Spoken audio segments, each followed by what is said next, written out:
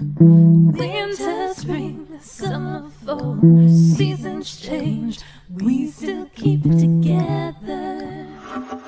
Hey, Beverly Hills 90210 fans! Are you ready to dive deep, episode by episode, storyline by storyline, character by character, as we break down the making of your favorite zip code? With your hosts, Charles Rosin. Did I say that? Mary All this Mullen. heinous thing about the real person, and we're going, what? We're getting rid of this guy. Pete Ferrero. I'm feeling wonderful. Kathleen looks TV crush worthy. Like so many special guests. And all your questions. Live on the Beverly Hills 90210 show. Oh, yeah. Everybody dance now. This is really exciting. A little special bonus here on the Beverly Hills 90210 show. We're finally talking to Lindsey Rosin, which we've talked to you before on the Super Show, but we haven't had a chance to really get your perspective of what it was like growing up 90210. So this is a great opportunity for that. How are you doing? I'm doing great. Thank you so much for having me. Absolutely. Yes. I want to ask you first up top about Cruel Intentions, the musical. Yeah. If people are in LA on December 19th, this is happening in LA, but there's also a live stream as well. So tell me about how you got involved in this and what it's all about. Yeah. So I'm, I'm sure many people watching and listening, I'm a 90s kid. So Cruel Intentions was on my radar for a long time. And actually almost 7 years ago, which seems wild to have been doing anything professionally substantive for 7 years. But I was doing a lot of theater stuff, and I got a call one night from a cold call from now someone that's a very dear friend and collaborator of mine named Jordan Ross, who had an idea to do Cruel Intentions, the musical. And basically it was a movie that you all know and love mixed up with, 20 of your favorite 90s pop songs. And so even just at first blush, that was totally up my alley as a 90s music lover, as a 90s movie lover. And so I jumped right in originally as a director of the project, then became a co-creator. And we opened in LA in 2015 in February and ended up doing, then it just kind of took off from there. My dad's seen it probably 30. Well, also, I just want to do that date. When Lindsey's talking about this call that just kind of comes in, that comes in, I know that it comes in after January 25th. Yes. Because that was her birthday, and it happened right after that. So in a process of about 10 days, she gets this up. And my takeaway, right back to my daughter, was she once said near the end, she said, and it was really good. But that was a one act, it was a really good little show. And it was going to come back and have a longer run. And Lindsey said, I'm going to put in an intermission, and I'm going to make it better. Love that. And she put in an intermission, and she made it better. That is all accurate. I mean, full disclosure, which I grimace as the child of an entertainment lawyer and daughter-in-law of an entertainment lawyer, we did not have the rights to anything that we were doing, during our first. That's always the most run. fun. Yeah. Good learning experience. That's always a good way. Yeah. Good way to go. But we were very lucky that actually the first, true important person to come see the show was Mary Cumble, who is the wife of Roger Cumble, writer director of Cruel Intentions, and I think he sent Mary as his spy just to make sure, just to scout out the situation. And Mary, to her credit and our good fortune, loved the show, and so she sent Roger, and he showed up the next performance with I think his lawyer and one of the producers. We were Jordan and I were like, all right, this is our last performance. It's been fun, but luckily Roger could not have loved it more and became, as he should be a co-creator of the musical along with us. And, we got to work with Roger, not only on the musical, but the musical kind of blew up in the spring of 2015 because we had a really special night where, thanks to Roger's help, Sarah Michelle Gellar, Reese Witherspoon, and Selma Blair all came together. And Brian Philippi had come to another performance, but the ladies all had a girls' night out together, and they came. And so in this little theater of 180 people, 3 of them were those 3 incredible actresses. And so it was a very special night for the show. And if you Google that, there's a lot of press about it. And also, yes, wow, they replicated the famous kiss. Yes, so after there's actually pictures of that Selma and Sarah did a kiss after, and So just everything, I think it was a very public reunion for a very beloved, movie, and then it kind of got spinning from there. And Jordan and Roger and I ended up getting to pitch and sell and write a television version of Cruel Intentions, which we did get to shoot a pilot and all that fun stuff. It didn't move forward, but it was something I'm also really proud of, just getting to dig back into the franchise. And so that was a bummer, but as timing worked out after the TV project went away, we were sort of well positioned to actually take the show to New York. So we did a off-Broadway run. I think it was 2017 to 2018, and I got to direct it there. And we brought on an incredible producer named Eva Price, who's Tony Award winning now and just like an awesome champion of the show. And so Wow. he's really helped us take the show from this little show that started at the Rockwell Table and Stage. If anybody knows that, that RIP. So I just want to casualty. say, ever since Lindsey was a little girl, like the Kooky Lau age girl, we started calling her Lucky Lindsey. And Right. the Eva Price connection falls into that rubric. That's She amazing. really is a great producer, and it really, and hearing all the great things that are happening to the show is also a testament to her faith in them, but also her respect she now is commanding in the theatrical. Oof. For sure. Eva helped us open it off Broadway, and then we did a national tour in 2019, and the show actually went to Edinburgh Theatre Festival in the summer of 2019 with a production team out of the UK, and like the show's available now actually for licensing. And so there was a lot of momentum going into the spring of 2020, as we all know how that played out, everything closed down. But now, on the other side of that, here we are with, or, it's not on the other side, still in the midst of it, but in a way that Broadway is and theater is being able, at least now, we'll knock on wood, being able to come back to people's lives in a real way. That's sort of where the impetus for this live stream came from. So we're doing it at the Bourbon Room in Los Angeles, which is a really cool venue. If you're in LA, there's 2 shows, and you can actually come in person on the 19th. So check out cruelmusical.com, and you can buy tickets and you can come. But anybody, anywhere, you would like to see Cruel Intentions the musical, you like 90s music, you can watch it from the comfort of your couch at home. Open a bottle of wine. Nice. Find some friends to sing along. It's a really fun show, if I do say so myself. And if you like the movie or just, like 90s music, I think it's hard not to have a good time. And we have an incredible cast. I'm so excited. It's almost all people that have done the show before and I've worked with before. So I can't speak highly enough of them. And I'm, all our musical directors back, Jordan, my co-creator, and I'm co-directing with my good friend and collaborator, Ken Throne, who directed the tour. And so it's just kind of an all-star lineup at this point. So it's cruelmusical.com if they want to get cruelmusical.com. We'll have all the information, and it's being streamed through Stellar. So Stellar is the streaming service. That will have more info. Cool. So everyone, make sure you go and check that out. Now I want to ask you about this. Chuck, your dad sent me this. That's one of my favorites. Yeah. You with the cast cool here.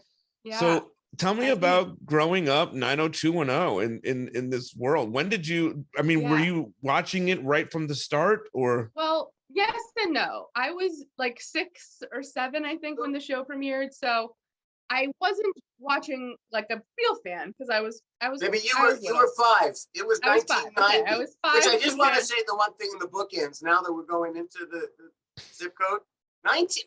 Lindsey's. Would you say she's a 90s girl, Melanie? 90210 is 90, and Cruel Intentions is 99. This was her. Yeah. That's the epitome of 90s. Yes. Right.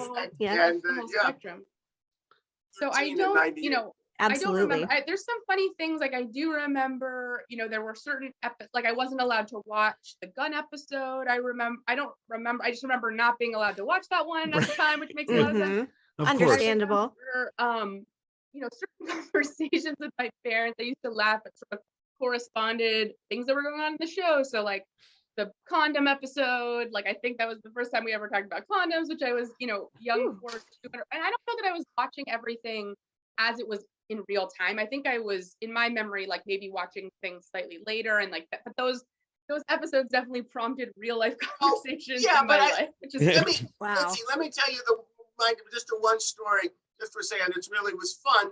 I worked really hard that year, and I was very close to my daughter. I was a writer at home. She was a young girl. I had time, we had a lot of time together. So after the season was over, we went to Snowmass, Colorado to go skiing.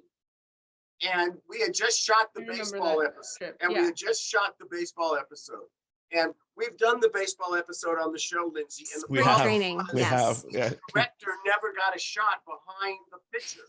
So you never knew when was starting. And this kind of a baseball thing, I talked with them about it. Nobody bothered to get that shot. And you and I watched it, and you had a smile on your face the whole time. You were digging it. I mean, what's this thing? And all this. There was a dog. There were kids, young kids, baseball, all that. I remember. What year was that done? That was 91, the spring of 91. Yeah. And April 91. And I asked you when it was over, and I'm, like, this isn't making any sense. Oh, shit, I'm going to have to do so much work on this. and I asked you, did you like it, Lindsay? You went, oh, yeah. And I said, could you follow what was going on? You went, no. Sounds right for like the 6-year-old. So I want to make sense. She was a little girl. That first. Yeah. The Hukilau dancer was a little girl. And I wonder, Lindsay, do you remember the trip to Hawaii where you put on, I know we have photographs of it, with this, but any of the thing that led up to the idea that we actually went to a luau and they were playing the Hukilau and all of that. I do, now that you say that, I do remember that trip and I know those pictures. So it makes sense that might have been organic. I do remember that kind of came first. That Hukilau scene is obviously, the first and probably the best one that I was in. And I think it's particularly cool that Jason says my name because he says at least when he'll dance with me. Like, I still think that's cool. Yeah. So cute. I love that. It was very neat. And we've gone through it, Lulu. And in the background dancing, you can see Helen. Yeah, there's Helen is there. I know my grandma's we were all in it. there that time. Lots of my family members that made special appearances throughout. When did this become like you knew what your dad did? You know what I mean? I know that you knew what he did. He worked on the show for sure as a kid. It's in your world. I'm sure you saw the Peach Pit. We'll talk about some of that. But when did you realize like the significance of what he did on 90210? That's a really good question because I think, growing up in LA is kind of a specific experience because it's a industry town. So it's not like all the kids I went to elementary school with and high school with, like their parents were doing the same thing that my parents were doing. So it wasn't like, yes, people thought it was cool, but it wasn't extraordinary in the sense that there were lots of cool parents in my, lots of cool shows that people were working on. Well, we'll put it in perspective. Here are 3 people off the top of my head who were also sent their children. No, we don't need to name drop the names. We don't need to name. People can just assume that it was. I went to Harvard. Much higher levels than yeah, it was a big deal, but it was. I think at the time, so I didn't really realize the magnitude. Like it didn't seem. I know the phenomenon that it was, and I think in some ways, really, like as someone that's now a professional writer myself and writing teen, TV shows, like the impact is just so long. And I think you can certainly, everyone knows all the statistics at the time of like, there was a huge fandom, the numbers and the fact that it ran for 10 seasons and the fact that we're still talking about it now, like that all speaks for itself. But I don't know, I think it's still like, having an impact for me that it was this lasting thing that my parents did that I really appreciate. Because for me, it was just my dad's office. Like I have one, I don't think it's on my wall, but I have something framed that I still have in my possession that was like from 92 and it's from like the editors. And it was something that I must have colored like while I was in the editing bay or something. Oh, wow. It says like, I don't know if you remember what it was, but it was like one of the editors had written or somebody in post was like, thanks for hanging in post or something that was like, it was just the after school, like it was just a normal office. Like it didn't seem like a special thing, even though, it was special to see my dad. One of my earliest memories of actually being on the set involves Shira Wasserman, maiden name Wasserman, who's the daughter of Jessica Klein is very close to Jessica and Steve Wasserman. And Shira and I, grew up running around together on that set. And I remember we used to play a game with like the gaffers and the grips where they would have clothespins to pin the lighting gels on the lights. That's and right. They would give us the clothespins and we would write our name on them in Sharpie and like draw pictures on them. And then we try to like pin them on people's back without them knowing. And that was like this game that we thought was really fun, like running around a soundstage. But C-47s. Yeah, it's a good game.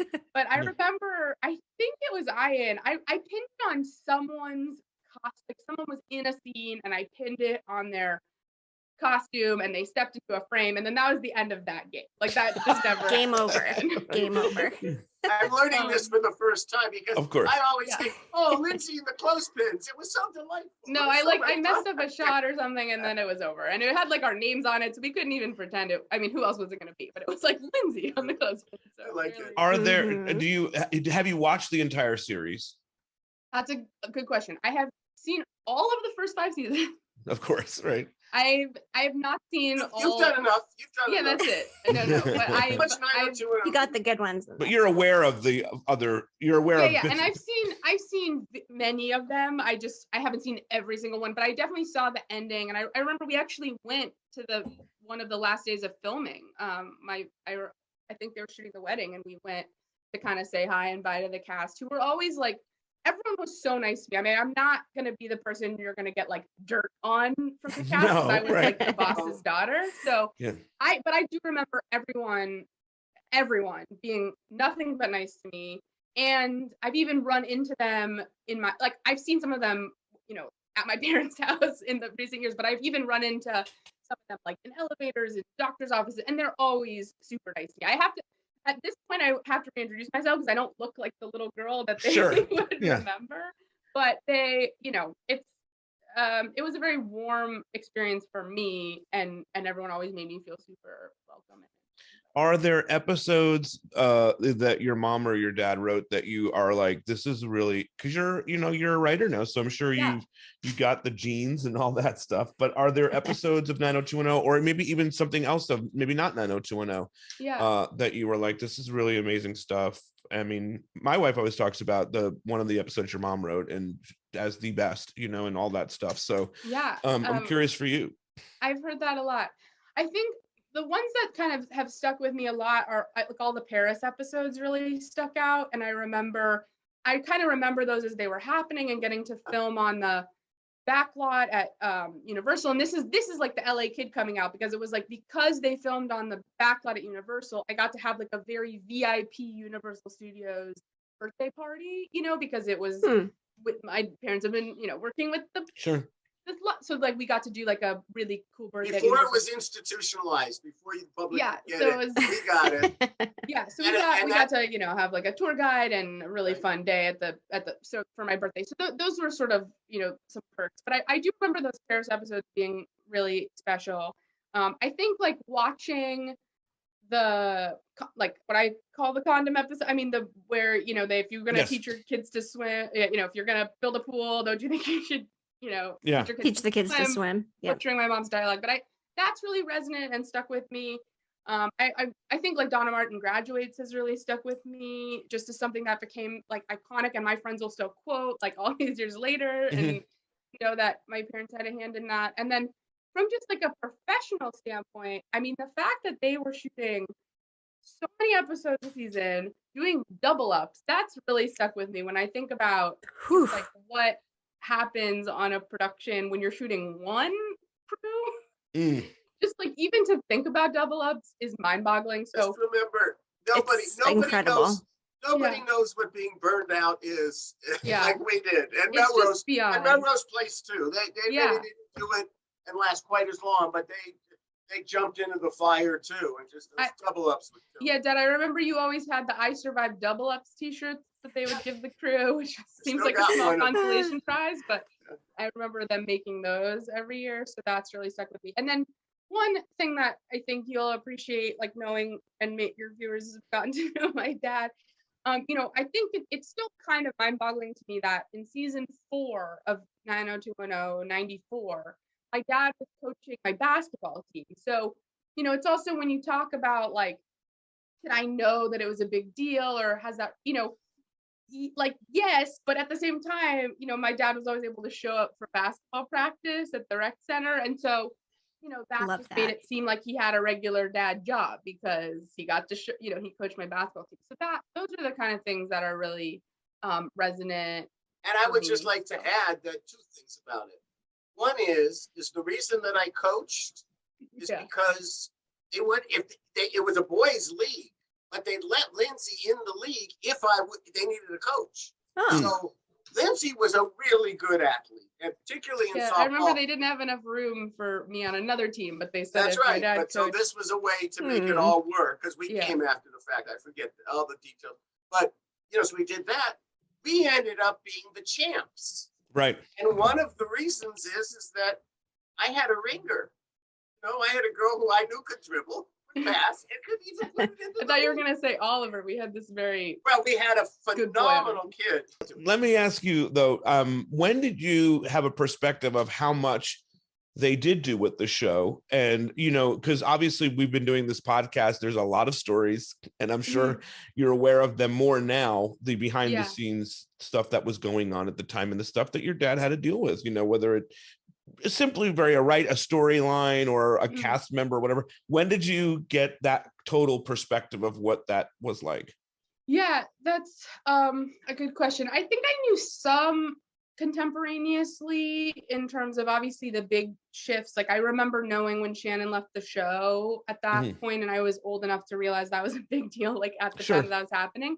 But I think one thing that is very memorable to me was later when Gossip Girl was premiering, and there was the campaign of the billboards. I don't know if anyone remembers what those looked like, but they were just super scandalous, and they were just basically using the fact that there was all this teenage sex in the show, and all the critics were like, this is your parents' worst nightmare. Those were like some of the taglines that they were promoting it with. And I remember my dad saying, and like we've had conversations since, they had to fight so hard in 90210 to just let Brenda have sex at prom with her loving relationship.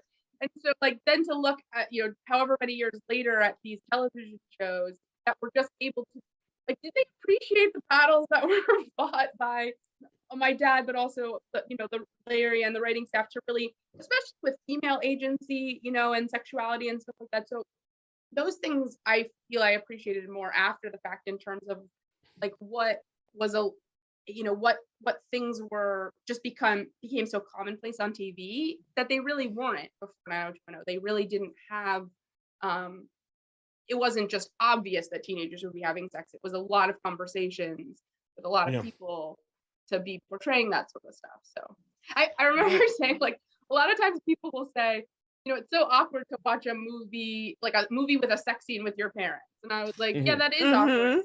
What about watching a sex scene with your parents that your parents wrote? Like, there's like, just like doubling down right there. The whole thing is crazy. So, that may or may not have happened it's a funny to them or someone that they know. Yeah, and the sex was always off camera. Ours was romance. It's true, but it was enough. I got it. Right. Lindsey, really quick, I think the fans want to know, growing up on set, did you have any crushes on set? Oh my gosh, that's so funny. I don't know. My parents might remember more than me if I had crushes on. I don't know. If nothing stands out for you, though. A little old, not on 90210. Some of the one in Hawaii. Oh yeah, my dad did a pilot with these very handsome actors when I was like 14. And I was like, oh my god. And one of them we're still in touch with. They're really nice guys, had a nice career. He's still very handsome young man. Yeah, I remember that. He shot a pilot. But I also, I mean, all of them were super sweet. I mean, I remember, thinking the boys were adorable, but I don't think I legitimately I was like, no. Okay, got it. I'm going to ask you lastly, obviously we all adore your dad and mom here on this podcast, me personally, Melanie, fans. Very much. Tell me something about them that we would appreciate knowing that maybe has nothing to do with 90210, just the people. Well, I don't know. I'm sure my dad might have mentioned this, but in the past, 2 years, my parents have become grandparents because I have 2 children. I have a 22-month-old daughter named Helen, and I have a 3-month-old son named Judah. And my brother has a 7-week-old son. So, they've gone from 0 to 3 grandchildren very quickly. And my parents are the best grandparents. So that's, that's a real, I guess it makes sense with the guy that's going to coach your basketball team and, Sure. and, Of course. all the stuff you might know, but they're very good On friends and brand. they're very good grandparents. Very awesome. Oh, and Charles, you must be so proud of Lindsay. I mean, how the tables have turned with your careers. And now yeah, it's a very, and it's, I remember when I got in the Writers Guild and an old veteran said, screenwriter said, it was really hard to get in the business when I got in. I can't even imagine what it is now. And it always is that because there are complexities in this. It's a rough business as opposed to the network business, which is all it was. Yeah. It seems so broad, Yeah, and but I'm so proud. And Lindsay's a multi-talented thread, a writer of books, and she and an excellent director. She'll get back to that more, but I'm glad a little bit with the role. And Yeah, a she mom, really which is is a a job talented in gal. itself. So Yeah. you're doing it all right now. It's a lot. It's a lot. It's good. But yeah, no, I'm working on a project I can't talk about yet, but it's also set in the 90s and there's a lot of 90s music involved. And I also feel like fans of the podcast will be very exciting whenever that does become public. We Amazing. can't wait to hear all about that. Yeah. Yeah, exactly. So it's cruelmusical.com to pick up virtual tickets, or if you're in LA, I'll be there and Charles will be there. You're going to be there, Charles, right? Yes. Oh yeah. Absolutely. 6 o'clock. Pete's going to He be wouldn't there. miss Well, Yeah. it. he can't So I be mean, there, if you but all she's want to gonna see do it and hang stream. out with us and check out this musical, it's going to be a blast. Yes. Thank all you right. so I just much. want to say Yeah. the one thing to Lindsay, just because we veered off this. I just want you to know, you see the name Charles Rosin here. When they see the podcast now, they see Grandpa Charlie. So That's very- that that is is very They do clear. know, so that wasn't so much of a secret, but they're it is a great quality about. Amazing. Well, Aw. thank you Lot for of fun, doing yeah. this. Much appreciated. Yes. And we will make sure everybody comes out and checks it out. So thank you. Sounds great. Thanks, Thanks so much. Lulu. Awesome. Thanks, Lindsay.